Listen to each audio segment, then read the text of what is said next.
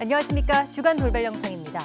2019년 탈북 어민을 북한에 돌려보낸 것을 두고 윤석열 정부가 반인륜적 범죄라며 진실을 규명하겠다고 나섰습니다. 더불어민주당은 전 정부를 겨냥한 북풍몰이라며 비난하고 있는데요. 3년 전 어떤 일이 있었던 걸까요?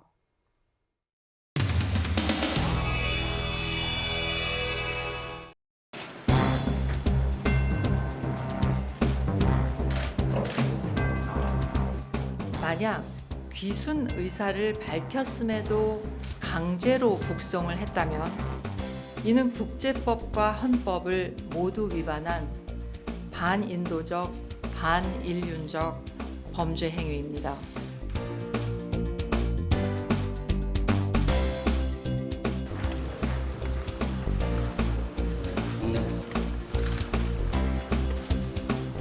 선장의 가혹행위에 불만을 품고 선장과 선원 등 16명을 선상에서 무차별 살해했습니다. 어디론가는 밀항을 하고 도피처를 찾기 위해서 했던 거죠. 그래서 NLL을 넘어왔을 때 우리 해군이 쫓아가니까 NLL 북쪽으로 도망을 받고 3일째는 우리 특수부대를 투입해서 경고 사격을 하면서 생포를 한 것입니다. 혹시 어제 통일부에서는 태국 국민들도 그런 입장을 3년 전 그 통일부 의견과 또 정반대되는 의견을 통일부에서 냈습니다. 이것은 통일부에서 누구의 입김에 의해서 이렇게 했는지는 조사가 필요하다고 봅니다. 7월 11일 월요일 통일부 정례 브리핑을 시작하겠습니다. 탈북 어민이 헌법상 대한민국 국민이고 북한으로 넘겼을 경우에 받게 될 여러 가지 피해를 생각한다면 탈북 어민의 북송은 분명하게 잘못된 부분이 있다는 입장을 가지고 있습니다. 동료 선원을 살해했다는 그 판단에 대해서는 지금도 유효한가요? 선언 추방 결정이 이루어진 직후 통일부는 국가안보실로부터 언론 브리핑 요구를 받았고 이후에 언론 브리핑을 진행했다는 말씀을 드리겠습니다. 판단에 대해서는 여전히 유효한가요? 그 부분에 대해서는 저희가 19년 11월에 국회에 관련한 내용에 대해서 상세하게 보고를 드린 바 있습니다. 그 부분에서는 그 부분을 참고해 주시면 감사하겠습니다.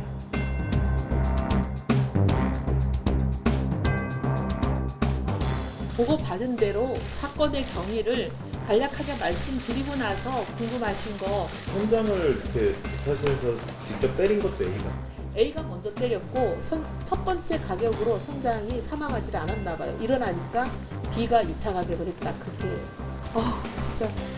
근데 이런 사람들이 만약에 대한민국에 그냥 이렇게 아무 처벌을 받지 않고 귀순으로 처리가 돼서 국민 속에 섞인다면 너무 끔찍하다는 생각을 했습니다. 근데 저는 이거 듣고는 완전 영화 항해가 생각이 나서 진짜.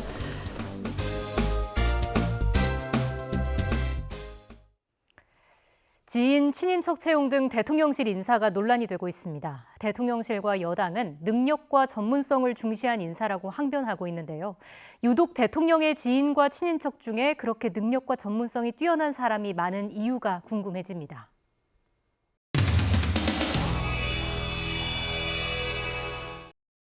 제가 한번 이게 반문을 해볼게요. 제가 지금 국회의원이잖아요. 제가 육촌 동생을 만약에 우리 보좌관이나 비서관을 임명했다. 그러면 신문에 나올 거야, 안 나올 거야, 이거? 나오겠죠. 특권 내려놓기 하라고 또 나올 거 아닙니까?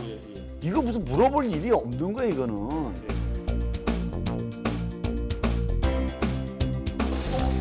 강경인 것입니다. 국회와 이미 통과시킨 김건희 여사를 수행하던 코바나 컨텐츠 직원의 채용, 2급에 해당되는 선임 행정관 자리의 친인척 채용, 1급 보안을 다루는 대통령 순방의 민간인 수행원 채용. 윤석열 대통령실의 무능과 전횡을 규탄합니다.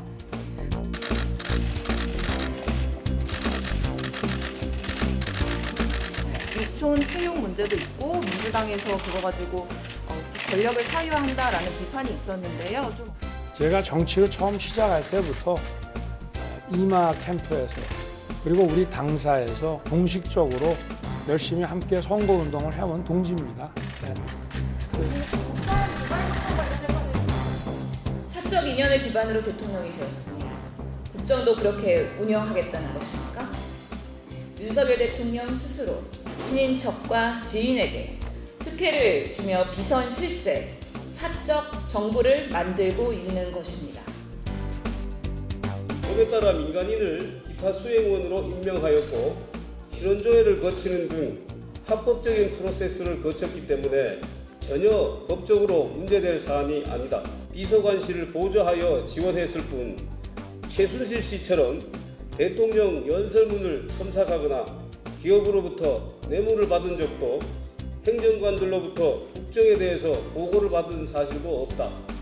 본인 친인척이 본인의 어떤 그런 업무에 가까이 있는 게 그게 좀 부적절하다는 의견입니다. 가까이서 보좌해서 더 능력을 발휘할 수 있고 효율적이고 전문성이 있다라면 그게 왜 안 되는가요? 그거는 오히려 친인척이라는 이유로 그렇게 하는 것은 연좌제 또는 공정하지 못한 거라고 생각합니다.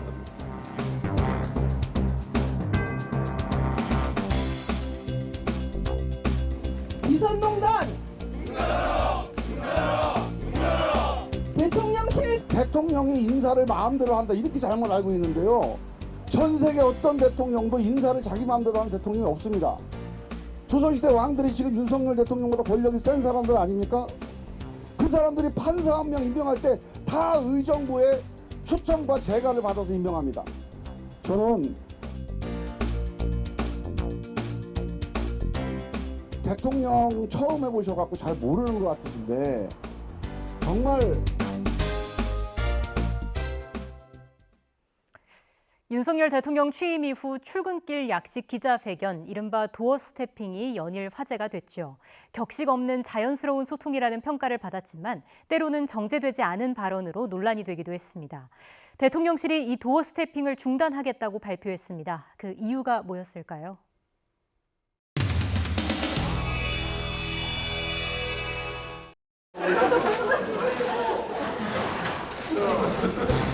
코로나가 여러분이 확진이 됐다 그래서 여러분들 가급적 좀 재택근무로 권고하고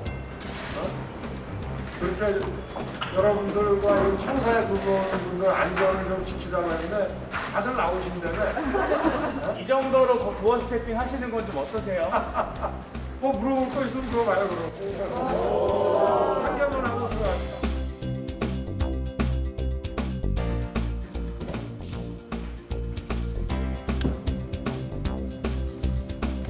윤석열 대통령의 도어 스태핑 중단, 코로나 재유행을 핑계로 한 대국민 소통 중단입니다.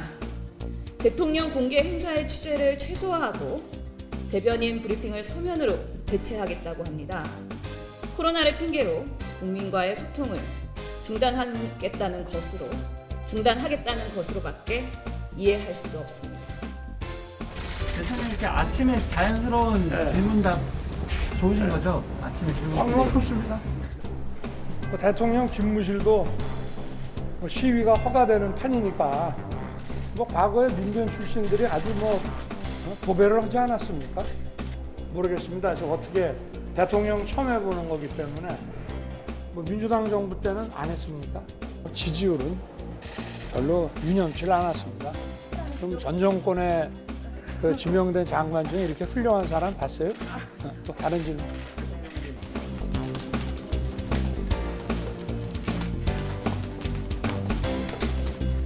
아마 말 그대로 코로나 때문에 중단하신 임시로 중단하신 것이 아닌가 그렇게 이해를 하면 되지 않을까 싶습니다.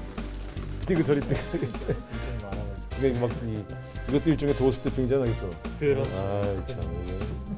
차범위 안에서 민주당이 국민의힘보다 살짝 앞선 모습이 좀 나오게 돼서. 아, 그렇습니까?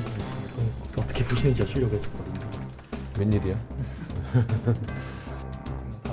안 하기로 하셨어요? 네, 당분간 이 코로나 때문에 불리한 일 있으면 안 하고 유리한 일 있으면 하는 식으로 하는 건 언론과의 접촉의 원칙은 아니죠. 화장실은 가야 되겠다. 아, 이게 속에서 물어보니까 힘드네.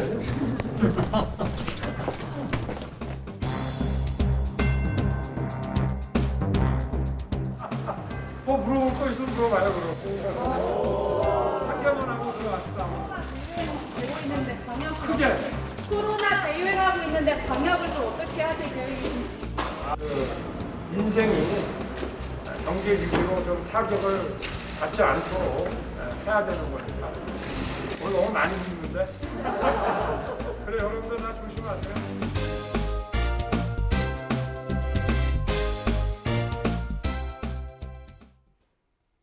기울어진 운동장, 여당인 국민의힘이 현재 언론 환경이 자신들에게 불리하다고 주장하며 비유한 말입니다. 이 운동장을 놓고 여야가 다시 기싸움을 벌이고 있습니다.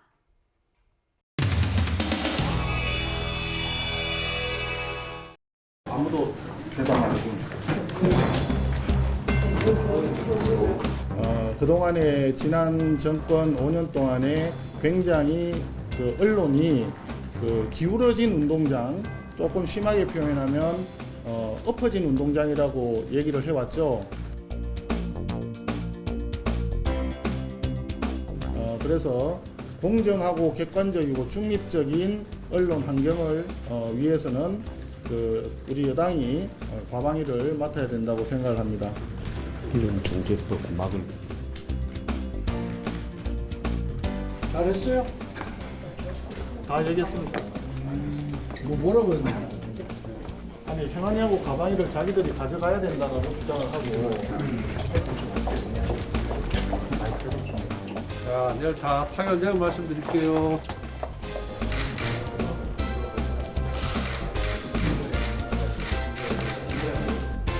국민의힘이 끝까지 과방위를 막겠다는 의도는 명확하나합니다. 윤석열 대통령이 노골적으로 국무회의에서 한상혁 방통위원장을 배제하고 감사원이 특별한 이유 없이 방송통신위원회 감사를 하는 데서 알 수 있듯이 방송을 정권의 입맛에 맞게 길들이려는 것입니다.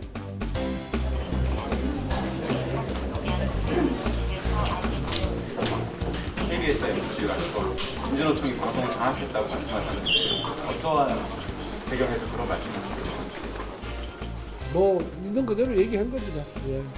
개인의 기자들은 개인의 양심에 따라서 취재 활동을 하고 있는데 좀 부적절한 발언이라고 생각하지 않으세요? 아니 뭐 개인들을 내가 비판하는 것이 아니라 경영진들이 그렇다는 얘기를 한 겁니다. 예.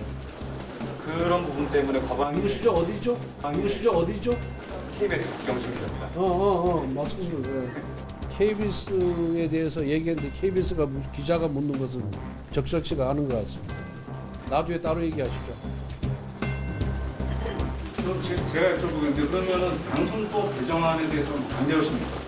어느 신문사에 누구죠? 어느 신문사에 누구죠? 저는 미디어인데 저는 네.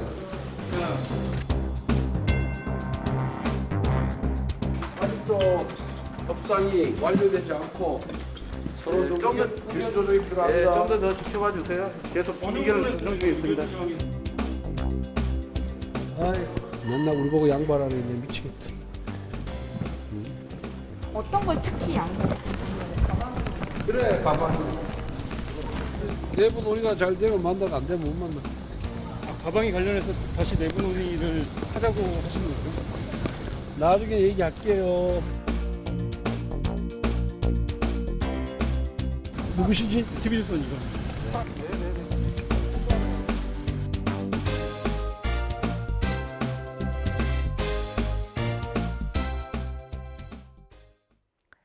물가 상승률이 외환위기 이후 최고를 기록하는 등 경제 상황이 심상치 않습니다. 국민의힘이 토론회를 열어 극복 방안을 논의했는데요. 심각한 경제 위기의 책임을 대부분 문재인 정부 탓으로 돌렸습니다.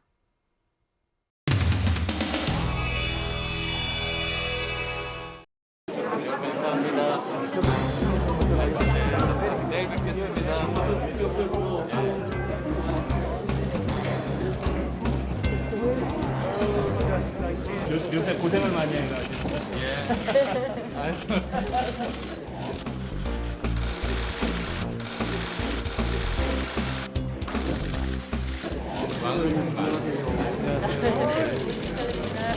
감사합니다.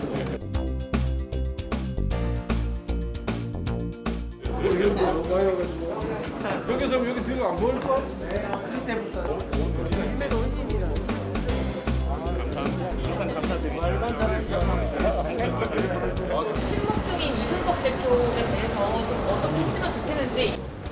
침묵하는 사람에 대해서 제가 뭘 어떻게 하라는 거예요? 지금 경제 문제는 여야를 떠나서 이거는 정치 문제가 아니고 이거는 죽고 사는 문제입니다. 지금 정말로 심각하다는 말씀드리겠습니다. 대한민국 경제가 직면하고 있는 대내 환경은 국제통화기금, IMF 위기 상황에서 출범했던 김대중 정부 이후에 최악이라는 평가가 많습니다. 다 아시다시피 우리 윤석열 정부 5년 만에 어렵게 탄생을 시켰습니다. 그런데 지난 정부로부터 물려받은 성적표는 최악입니다.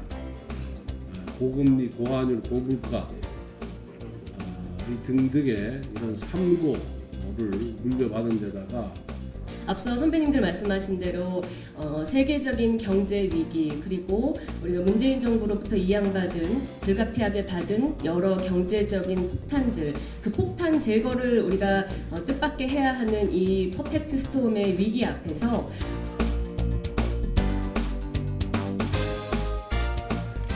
전 정권 탓하지 말라고 얘기하는데 우리 한번 조금 사실관계는 좀 짚어봅시다. 그 문재인 정부 출범 초기에 가계부채 1,000조, 5년 뒤에 2,000조 규모로 돌아가지 않았습니까? 국가부채 지금 역대 최대 규모입니다. 960조. 아니 이러고도 지금 자금의 경제 민생 위기에서 문재인 정부가 과연 책임에서 자유로울 수 있다고 얘기할 수 있습니까? 넌센스라고 생각합니다. 그러나 어쨌든 새롭게 정부를 맡은 문재인 정부에서 물가 잡아야 되고 또 재정 관리해야 되고 부채 관리해야 되고 이 윤석열 정부에서 뭐 2중 3중에 뭐 고생을 해야 됩니다.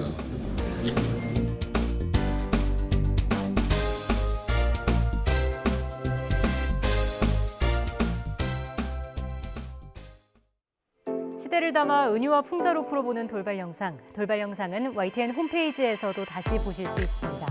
주간 돌발 영상 마치겠습니다. 시청해주신 여러분 고맙습니다. 돌발 영상 잘 보셨나요? 다양한 시사 콘텐츠를 더 보고 싶으시다면 화면 왼쪽을 눌러 YTN 돌아쩌 채널을 구독해 주시기 바랍니다. 돌발 영상 화제작은 물론 친절한 뉴스쇼 뉴스가 있는 저녁을 함께 보실 수 있습니다. YTN 돌아쩌 구독, 좋아요 기억해 주세요.